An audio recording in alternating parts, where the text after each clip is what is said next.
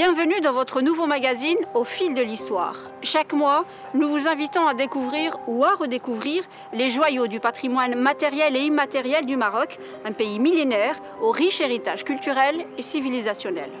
Ce nouveau magazine se veut aussi ouvert sur le patrimoine de tous les autres pays de notre continent, l'Afrique, berceau de l'humanité. Pour ce premier numéro, nous avons choisi la capitale Rabat. Nous vous invitons à voyager dans le temps et dans l'histoire du Chella qui a commencé il y a plus de 2000 ans avant l'ère chrétienne. Un site incontournable placé au patrimoine mondial de l'UNESCO.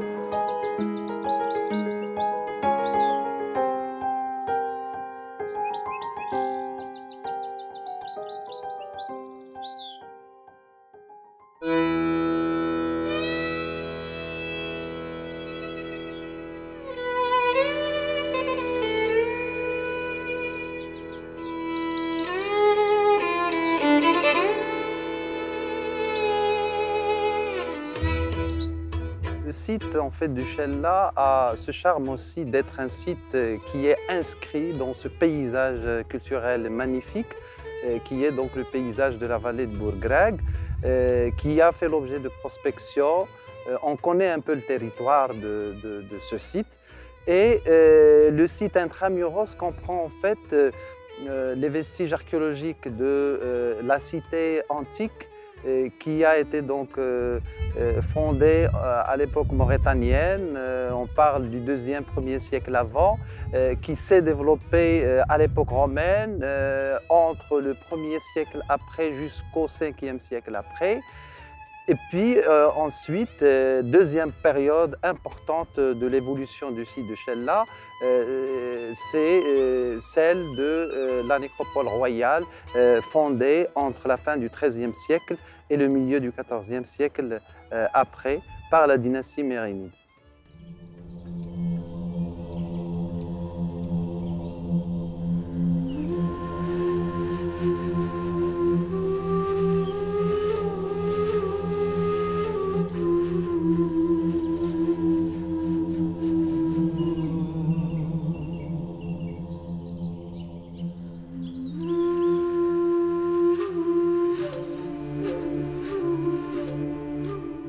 Le bassin était en fait une salle d'ablution qui relevait de la mosquée. Donc, pour les petites ablutions, enfin, on faisait donc les ablutions ici et on ne sait pas quand exactement l'eau de la source de Chella, qui est donc, comme je disais, une des eaux les plus pures, a jailli dans ce bassin.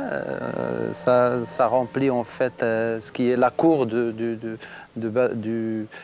la salle d'ablution et les pièces qui l'abordent. On ne sait pas non plus quand est-ce qu'il a été peuplé par ces anguilles et ces tortues. Il y en avait beaucoup, là il y a quelques tortues aussi. Mais ce que nous savons, c'est que depuis au moins, je dis bien au moins le début du XXe siècle, les jeunes femmes qui voulaient avoir des enfants, les jeunes filles qui cherchaient un mari, devraient donc venir autour de ce bassin. Il y a tout un rituel dans lequel aussi on trouve les marabouts. Il faut donc rendre visite, par exemple, à Sidi l'imam, Sidi Ammar al-Msnawi, qui est juste à côté. Il faut, pour celui qui veut donc que son vœu soit exaucé, il faut donc rendre visite à ces marabouts.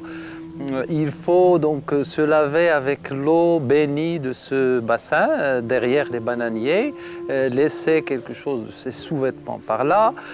Et en dernier lieu, il faudrait donner à manger aux anguilles. La légende dit que si les anguilles en fait acceptent ou ne mangent pas plutôt ce qu'on leur offre, notre vœu ne va pas être exaucé, mais si ils acceptent, le vœu sera donc exaucé. Comme ils mangent toujours, donc tout le monde n'est pas content.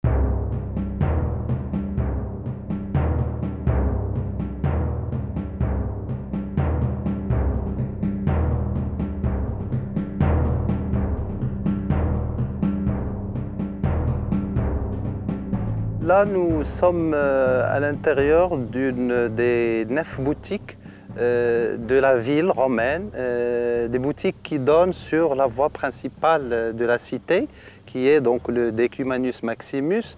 Et on est donc à l'intérieur du quartier monumental de Salah, de la ville antique de Salah, qui comprend en fait un certain nombre d'édifices publics importants. Nous avons sur le niveau supérieur les vestiges d'un capitole, qui est donc le temple officiel de cette cité, dans lequel en fait on a honoré les divinités romaines Jupiter, Junon et Minerve. Nous avons à ma gauche donc les soubassements d'un arc de triomphe à 3 baies, très intéressant aussi. Nous avons une série aussi de monuments importants tels que la basilique, donc, qui était donc, en quelque sorte le tribunal de la cité. Le site a fait l'objet de fouilles archéologiques dès 1928. Par une princesse Khadija Fouad et par un archéologue Jules Borelli. Donc il y a eu ces premières fouilles et les grands dégagements de 1930 aussi. On pourrait l'apprécier en fait, ces dégagements où les limites de ces premières fouilles correspondent en fait à là où nous avons la ligne des arbres qui entoure en fait, qu'entoure la partie fouillée. À l'époque, les techniques de fouille n'étaient pas aussi développées que maintenant, et donc l'objectif était d'atteindre les niveaux romains. Et ça a été atteint malheureusement au détriment des niveaux post-romains, d'époque médiévale, etc. Il y a eu une deuxième phase de fouilles archéologiques à partir des années 50, quand un archéologue français du nom de Jean Boub avait donc développé des recherches et beaucoup de fouilles. C'est lui qui avait dégagé par exemple le Capitole de Salah, le quartier artisanal qu'on avait présenté.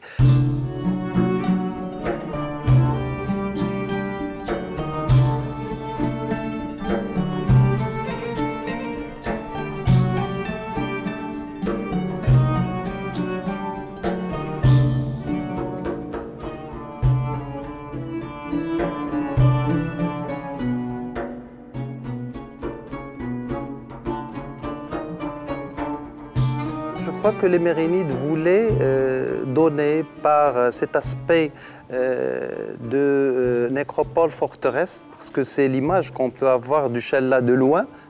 C'est en quelque sorte ce campement militaire, c'est de renvoyer leur image en tant que combattants pour la foi.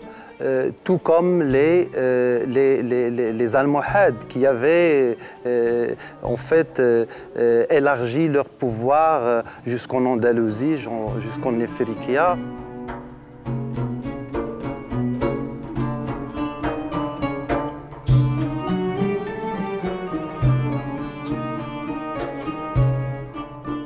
On est sur le mausolée d'Aboul Hassan, sultan mérinide très fameux de cette dynastie. C'est à lui qu'on doit en fait l'agrandissement du Chella, la nécropole mérinide, avec la construction des remparts qui comprennent en fait 3 portes, dont la porte principale, la porte des jardins et la porte d'Aïn Jinnah. C'est un mausolée très important, non seulement par l'importance de son architecture, mais aussi sa décoration architecturale, notamment la façade extérieure qui est un des chefs-d'œuvre de l'art mérinide. Ce sultan mérinide donc avait été enterré d'abord vers la région de Marrakech, et puis sa dépouille mortelle a été donc transférée par son fils et successeur Abou Aynan, qui l'a enterré ici. Boul Hassan est un des sultans les plus fameux de cette dynastie et il a en fait au Chella le marabout le plus, je dirais, prestigieux. Et je crois que c'est par rapport à ce qu'on a écrit sur ce sultan, par rapport à son conflit en fait avec son successeur Abou Inan, qui est en fait le fils de Shams Dha, qui est elle-même enterrée ici.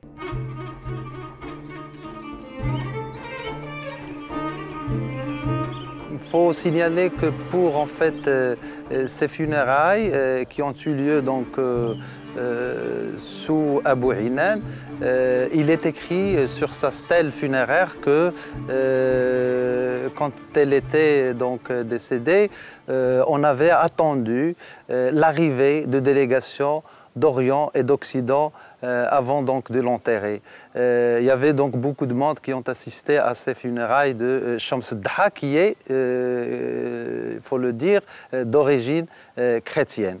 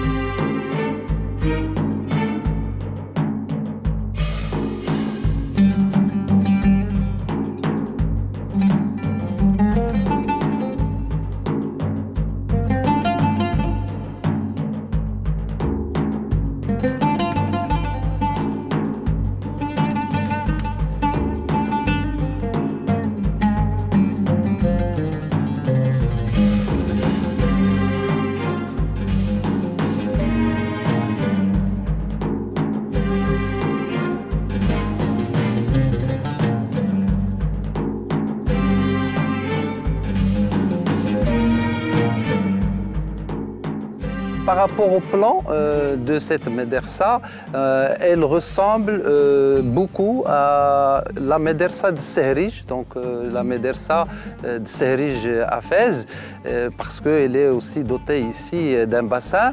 Elle a un petit oratoire et elle a un autre espace qui fait face à cet oratoire qui a été interprété comme étant une bibliothèque. C'est une médersa à étage parce que nous avons la cage d'escalier de part et d'autre de ce bassin et il y a un certain nombre de cellules où dormaient les étudiants qui bénéficiaient des cours. La spécificité, si j'ose dire, par rapport à l'histoire du site, c'est que le mihrab de cette médersa était en fait représenté ou avait connu un rituel qui est important pour la population locale, puisque les pauvres qui n'avaient pas les moyens pour aller faire le pèlerinage à la Mecque pouvaient faire 7 tours autour de ce mihrab et considérer donc le pèlerinage comme accompli. On parlait de Chella comme étant donc la Mecque des pauvres. Et ça, c'est important par rapport à la valeur symbolique du site en général. Quand on voit ça avec la sainteté aussi du bassin aux anguilles, avec les rituels qui étaient développés autour des différents marabouts, tout ça nous renvoie à ce site maraboutique qui avait pour la population locale autant de valeur que le site historique et archéologique.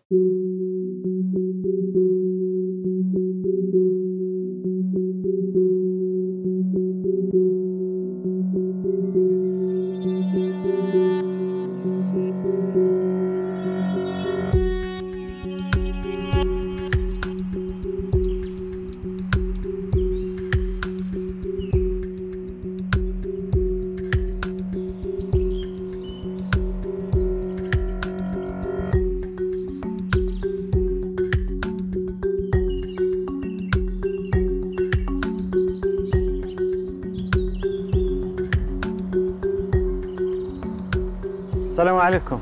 دابا راكم غير في بريباراسيون ديال لي باروا اكستيريور. كتحيدوا اللي عيان وكتخلي اللي ما قابضش ولا شي حاجه كتزولوه. من دابا 4 شهور خصنا نكونوا 4 شهور 5 شهور ماكسيموم خصنا نكونوا سالينا ان شاء الله. كما اتفقنا الفرقات اللي قلنا غادي تزيدوهم والعدد ديال العمال اللي غادي تزيدوهم خصكم تزيدوهم. Je peux dire que c'est une porte qui est vraiment unique au Maroc et elle dispose de sculptures extraordinaires. C'est la raison pour laquelle il faut la traiter avec un très grand soin pour ne pas porter préjudice aux sculptures, aux mots des natures, etc. Bon, elle a perdu pas mal de ses constituants. Certaines, nous allons les reproduire à l'identique.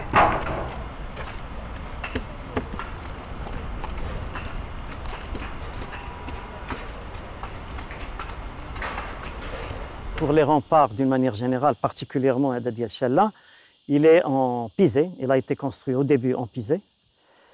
Et puis après, bon, il a subi des restaurations à travers le temps. Parfois, ces restaurations étaient faites en pisé, et dans d'autres cas, ils étaient faites en moellon, en pierre. Bon, ça, c'est un échantillon ou un exemple de restauration et de l'approche et de la méthodologie que nous avons utilisée. Lorsque nous avons une épaisseur assez importante à combler, alors on la remplit avec du pisé. On revient au matériau d'origine.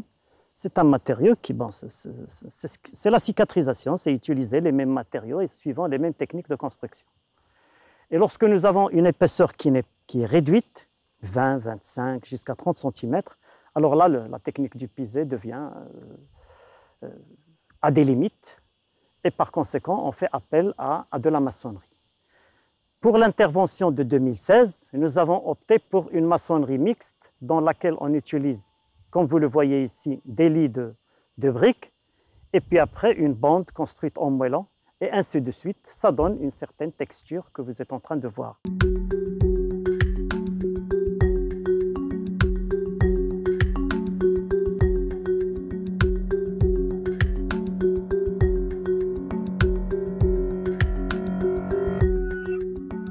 Parfois, c'est très intéressant de voir dans des années, dans des dizaines d'années ou des siècles, savoir que ça, ce n'est pas un truc d'origine. Il y a ce qu'on appelle le principe de distinguabilité, si le terme est français, où on distingue l'ancien, le nouveau. Ça, c'est l'intervention de tel siècle, de telle période et tout.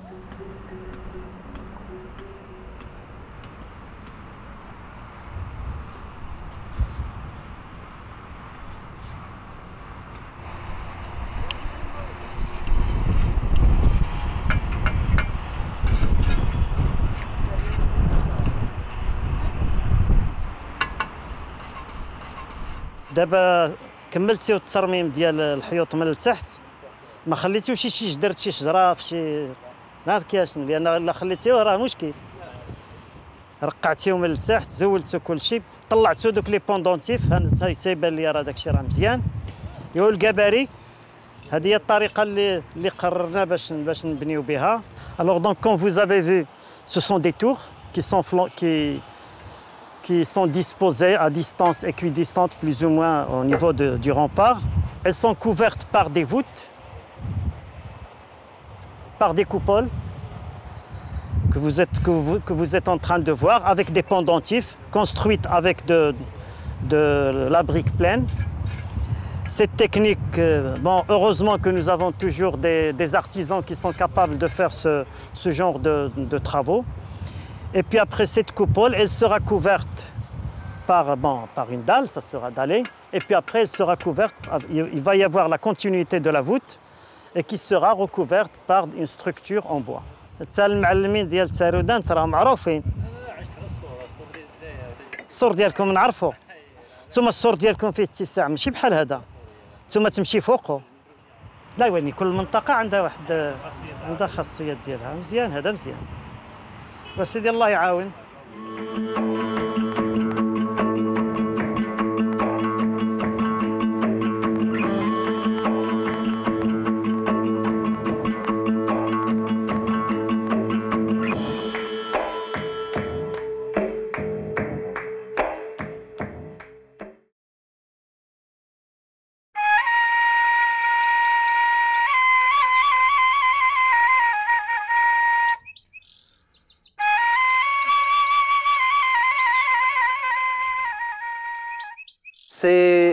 en fait des marabouts qui ont été implantés parce que le site quand il a été abandonné en tant que nécropole royale mérénide, sa sacralité, il a gardé en quelque sorte sa sacralité et jusqu'au 19e siècle, on organisait des moussem, des pèlerinages moussem en l'honneur de ces marabouts qui font en fait la sacralité des lieux de Chella.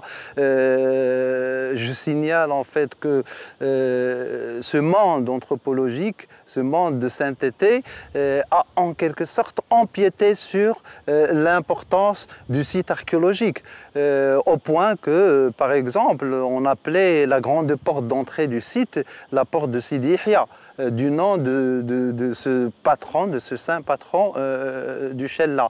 Et il faut dire aussi que jusqu'aux années 50, par là, il y a beaucoup de gens qui enlevaient leurs chaussures en entrant par cette grande porte,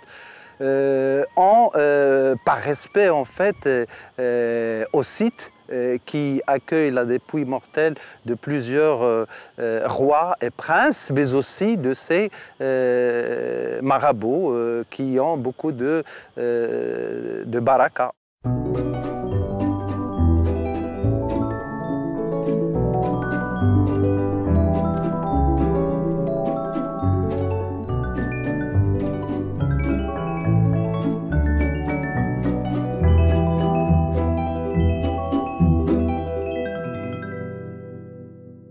Gharbaoui, donc le grand artiste marocain, grand peintre, avait séjourné ici pendant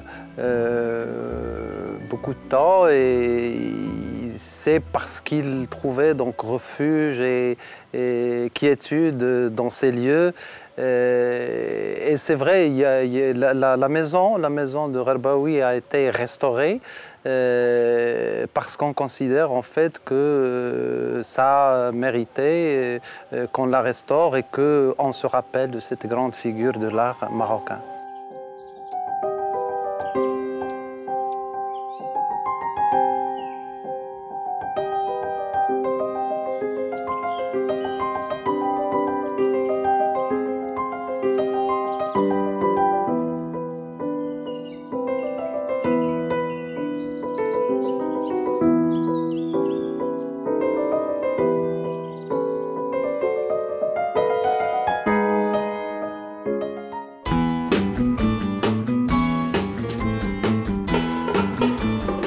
Dans ce lieu chargé d'histoire sont collectés, conservés et répertoriés plus de 2 km linéaires de documents émanant des administrations marocaines et de donations privées.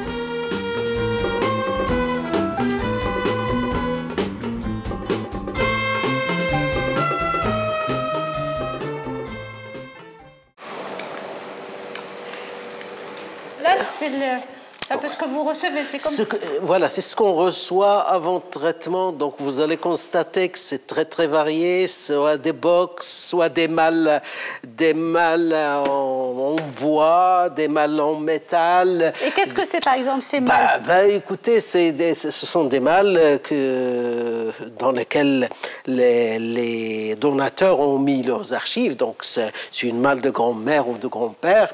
Voilà par exemple ici nous avons des archives d'une architecte, Jacqueline Alluchon, qui a travaillé au Maroc comme architecte pendant très longtemps. Une fois décédée, c'est sa famille qui nous a remis les archives. C'est très original. Vous voyez cette malle, hein, elle doit être très originale comme malle. Je ne sais pas du tout, elle date de quand. Mais donc ça, c'est pas encore vraiment traité. Là, nous avons des archives de Simon Lévy. Donc ce sont ses deux fils, Jean et Jacques Lévy, qui nous ont remis cela. Donc ça se paraît déjà, c'est mis dans des cartons assez propres. Mais on peut trouver de toutes sortes. Je sais pas, et dans ces archives, il y a même des curiosités. Hein. Par exemple, voilà la famille Guessous qui nous a tout remis, y compris un portrait de feu Mohamed Guessous.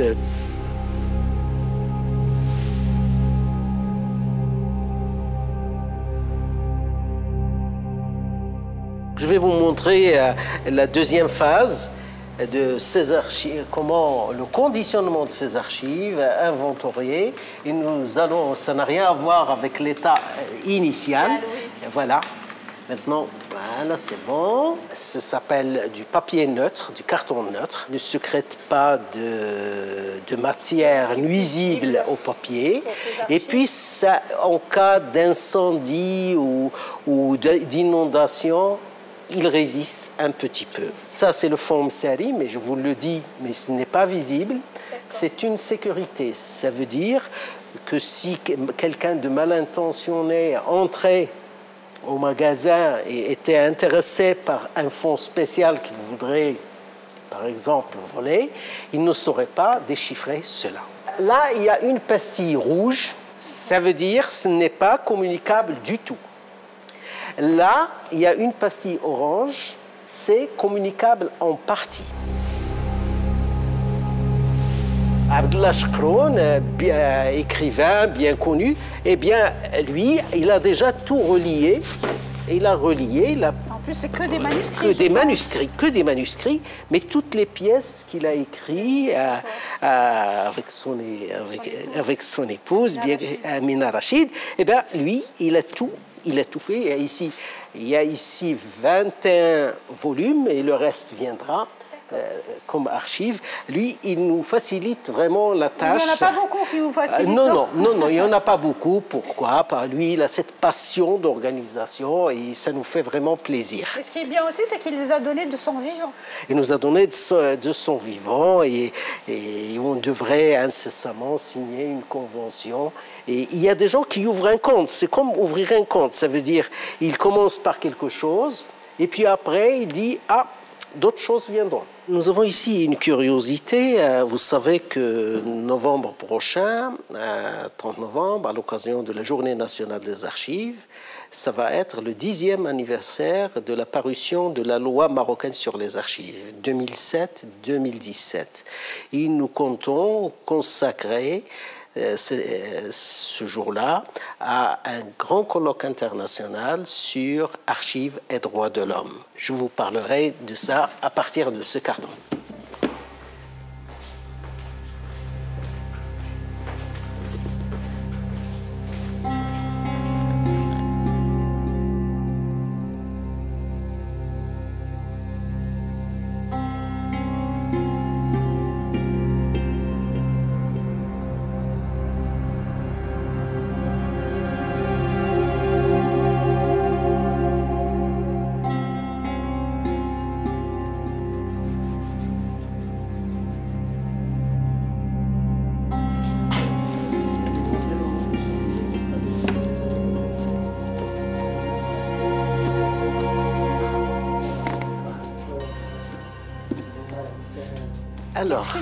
Alors, qu'est-ce qu'il contient ce carton? Alors ça, il m'est cher parce que d'abord c'est une des dernières acquisitions des archives du Maroc.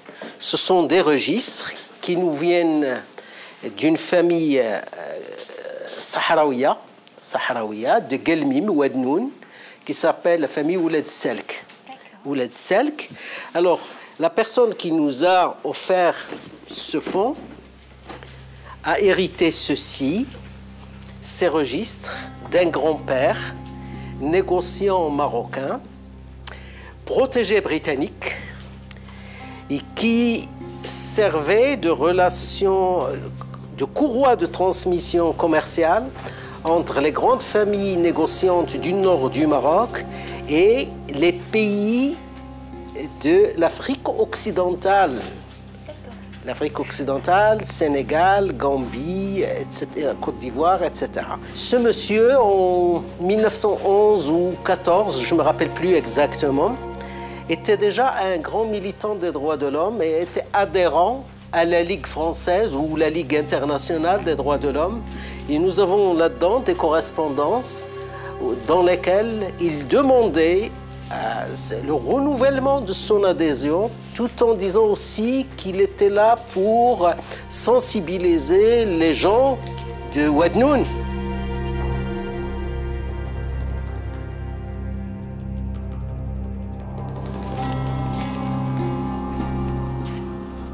C'est une découverte qui ne date pas, qui date seulement de novembre dernier. Et pour vous rien cacher, c'est quelqu'un qui appelle de Guelmim, me dit voici j'ai un trésor à vous confier. C'est comme si je trouvais un Eldorado. Hein, j'en croyais pas mes oreilles. Je lui ai demandé de se déplacer de Guelmim à Agadir. Je lui ai envoyé un billet d'avion et il m'a rejoint à Rabat avec ceci.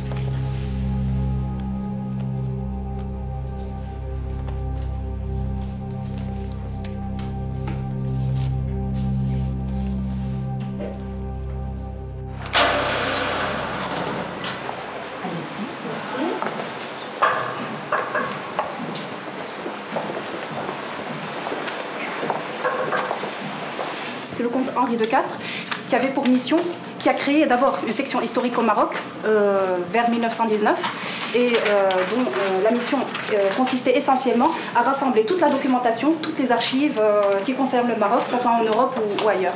Donc voilà, c'est lui qui a peut-être pensé à le premier noyau d'une structure d'archives proprement dite. Vos archives les plus anciennes, elles sont de quelle période? Les archives les plus anciennes remontent à peu près à la fin du 19e siècle. Mais nous avons des facsimilés qui ne sont pas, bien sûr, des originaux, qui remontent au 15e, 17e siècle. Voilà. Il ne s'agit que de facsimilés. Là, c'est la salle de traitement. C'est en fait ce que j'aime appeler le cœur battant de l'institution. C'est là où se font les analyses des dossiers, toutes les analyses des archives. Nous avons une équipe d'archivistes composée de 10 personnes. Leur travail consiste essentiellement à décrire le contenu des boîtes d'archives afin de réaliser des instruments de recherche qu'on met par la suite à la disposition des chercheurs dans la salle de lecture.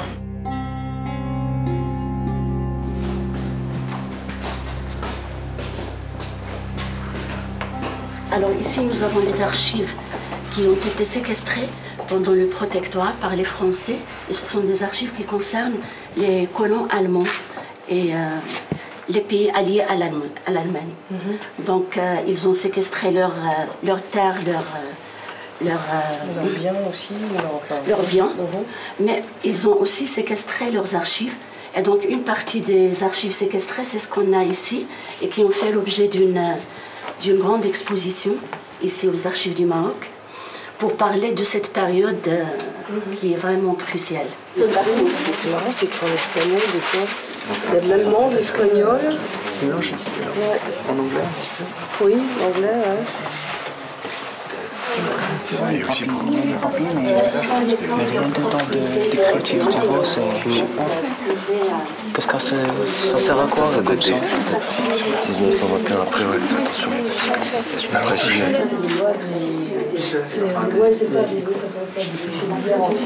Et du français aussi.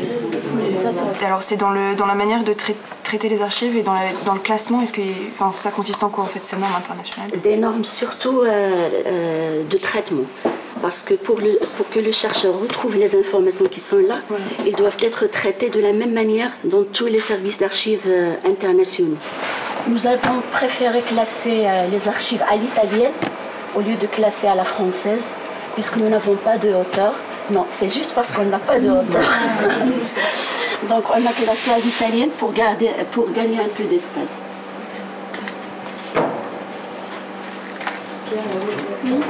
À l'italienne, c'est comme ça. À la française, c'est comme ça.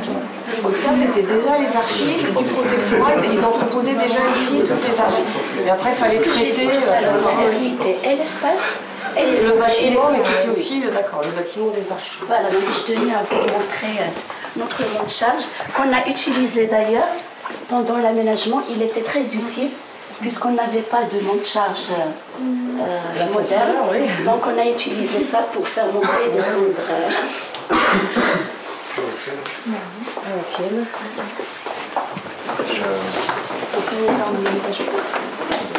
Et quand j'étais petite, il y avait un monte-charge comme ça chez moi. Le service de la salle de consultation offre ou bien dédié aussi la possibilité de la reproduction, soit à travers la photocopie, la numérisation ou bien la photographie. Donc, je vais venir ici. Ce sont des visuels qui font faciliter la tâche de près ou de loin pour les chercheurs, à savoir, par exemple, ici, c'est les DDF, les documents diplomatiques français qui sont publiés. Puis ici, c'est, comme on dit, c'est le répertoire des documents conservés à l'Maktaba Sbahia à Salé, et contient plus de 15 000 documents. Bon, d'ici, des archives de Maroc, on peut consulter et savoir les documents conservés dans cette bibliothèque-là. Je vais vous demander si vous êtes les chercheurs, notamment si vous êtes en relation avec d'autres chercheurs internationaux ou si vous devez rendre, si on vous invite à parler de la partie de l'histoire qui est couverte par les archives, notamment, histoire de compléter en fait. Oui, bien sûr. C'est pas très clair. On va parler du point de vue institutionnel déjà, parce qu'on sait qu'une partie des archives du protectorat elle est conservée ici, mais une autre partie elle est conservée aux archives diplomatiques. Donc il y a vraiment des partenariats entre nous et les archives de Nantes pour avoir des compléments. On numérise nous ce que nous avons pour les mettre à la disposition des chercheurs français au lieu de se déplacer. Et puis la même chose pour nous. On fait, il faut numériser des fonds qui intéressent les chercheurs marocains et qui nous fondons par la suite pour les mettre directement à la disposition des chercheurs. Alors, Monsieur Baïda, le bâtiment où on est, c'est vers les années 20 du XXe siècle, donc c'est quand même assez vieux, mais l'histoire des archives ne date pas quand même de 1920 quand même. Non, en fait, nous sommes ici dans l'enceinte de l'ancienne bibliothèque générale et archives du protectorat. La partie la plus ancienne remonte aux années 20, puisque la BGA, la Bibliothèque Générale et Archives, a été inaugurée en 1924. Et c'est au temps de Lyautey, du maréchal Lyautey. Mais après, il y a eu des extensions. Quant à sa fonction, c'est d'abord les livres en premier lieu, mais aussi à partir de 1926, il y a eu un dahir, je crois, de novembre 1926, qui fait que les grandes directions du protectorat, quand je dis direction, c'est l'équivalent du ministère, les grandes directions déposaient leurs archives ici, dans des magasins ici, 10 années après leur production. Si nous avons aujourd'hui un établissement qui s'appelle Archives du Maroc, c'est grâce aux recommandations de l'instance Équité et Réconciliation, à l'IUR, qui a constaté pendant les 23 mois de sa mission que l'état des archives au Maroc n'était pas au niveau et qu'il fallait doter le pays d'un pilier d'un État moderne qui est les archives. Donc, c'est à la suite de ces recommandations que la première loi des archives du Maroc indépendant a vu le jour le 30 novembre 2007. Cet établissement a été érigé en établissement public stratégique en 2012. Qu'est-ce que cela signifie? Ça signifie tout simplement que le directeur de cet établissement est nommé par Sa Majesté le Roi et que cet établissement doit être au-dessus de la mêlée politique, car les archives ne doivent jamais constituer un enjeu partisan.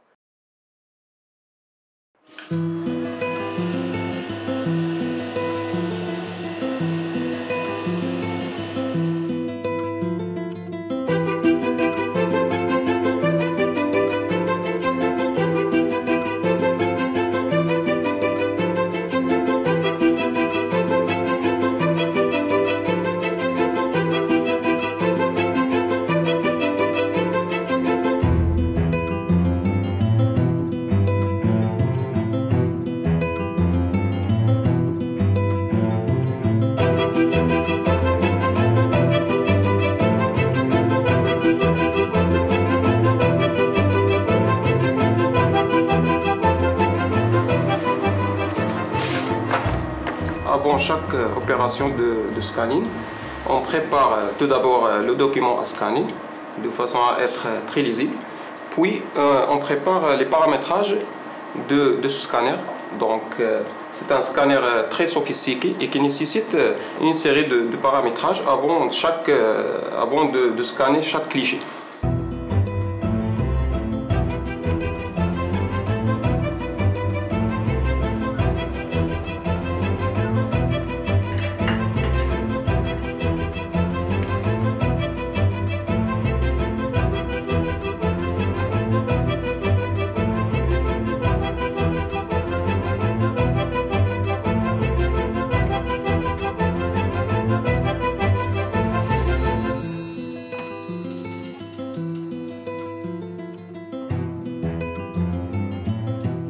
Ambiance très spéciale dédiée à ce scanner qui est très sensible au niveau de la température de la lumière. C'est un scanner spécialement dédié aux livres et aux registres, donc anciens, avec une manipulation soigneuse qu'on utilise pour avoir de très bons résultats.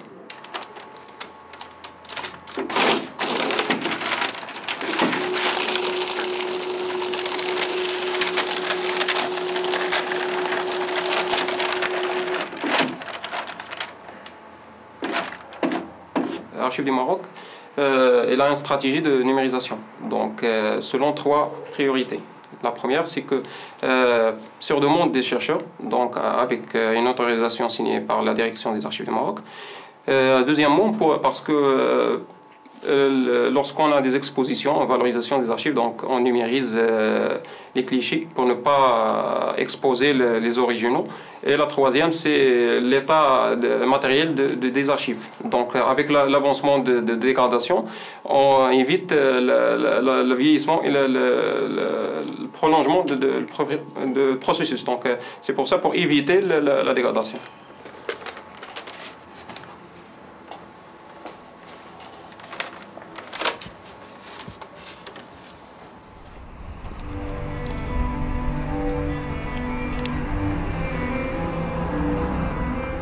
Maintenant, nous sommes en train de valoriser un fonds privé parce que ça rentre dans les prérogatives des Archives du Maroc, la valorisation des fonds privés.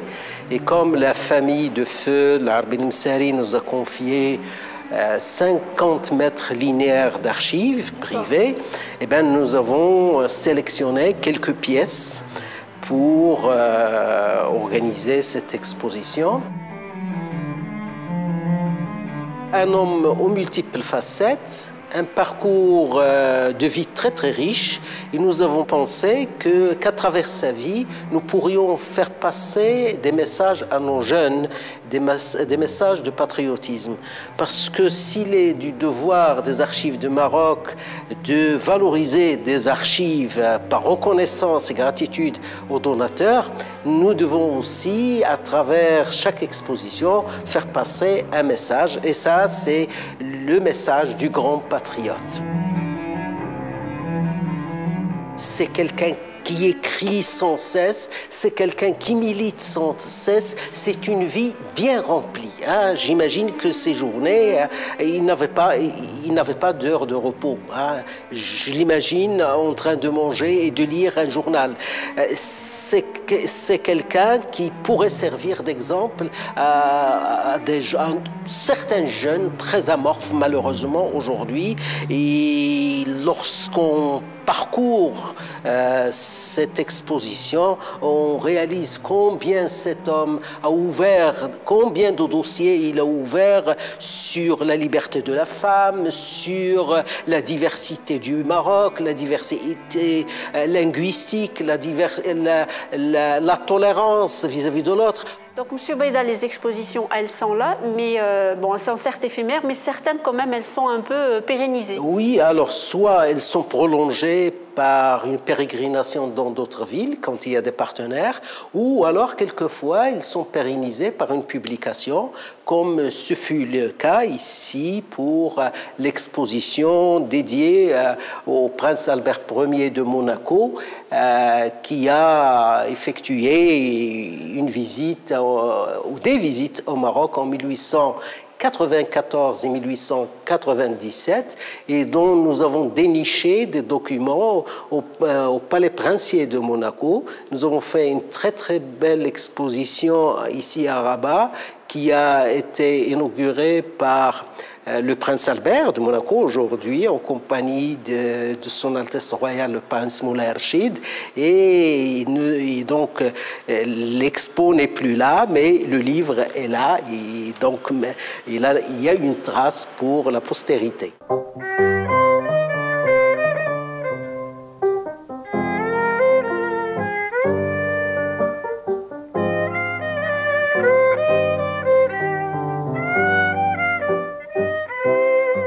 La grande surprise, en fait, c'est que dans le lot des archives papier, photos, nous avons trouvé des archives filmiques réalisées par le prince Albert Ier en personne. Il était tout content d'expérimenter un appareil, une caméra qu'il a achetée, je crois Gaumont, une caméra Gaumont qu'il a achetée à Paris. Et il paraît que ce sont les premières images filmiques filmées au Maroc. Ce qui doit venir aux archives du Maroc doit refléter la vie de l'institution productrice. Oui, on ne doit rien y changer. Il doit même refléter l'organigramme de ce ministère. En d'autres termes, c'est pour cela que dans le calendrier de gestion qui est appelé aussi le calendrier de versement. Nous demandons d'abord, avant de l'établir, nous demandons à notre interlocuteur, service public, que produisez-vous comme archive et que recevez-vous comme archive. Et puis dites-moi, à partir de quand ces archives n'ont plus une utilité administrative. Ça veut dire qu'elles sont définitives. Elles doivent connaître leur sort final. Et le sort final, c'est soit l'élimination, soit le versement aux archives du Maroc. Mais pas d'élimination sauvage. Tout doit être fait en concertation avec Archives du Maroc, même s'il faut éliminer. Franchement, nous sommes ravis quelquefois des impressions laissées dans notre livre d'or. Nous avons ici un livre d'or que je vous montre. On va essayer de prendre une page au hasard. Hein? Non, une page au hasard. Là, c'est une impression de quelqu'un qui a écrit au sujet de Abd Samad Kenfaoui, de l'exposition Abd Samad Kenfaoui. Il a écrit le 6/5/2016. Très touché par cette exposition, je connaissais de nom et de réputation cet homme de talent. Bravo pour ce que cette collection rassemble et qui nous permet de mieux le connaître. Voilà, des choses comme ça et bien d'autres, ça nous encourage à aller de l'avant. Et tout cela, écrit aujourd'hui, ce sont les archives de demain.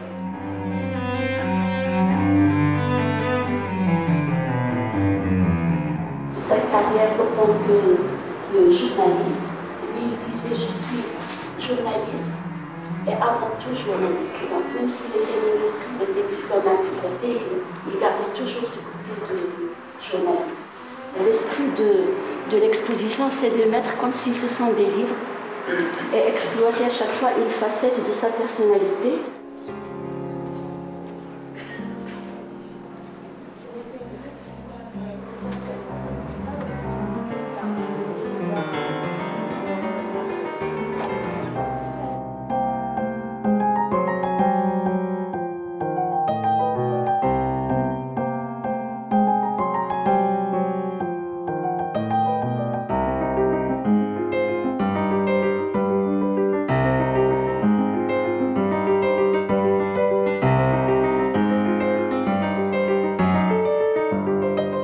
Voilà, votre magazine touche à sa fin. Rendez-vous le mois prochain pour un autre voyage au fil de l'histoire.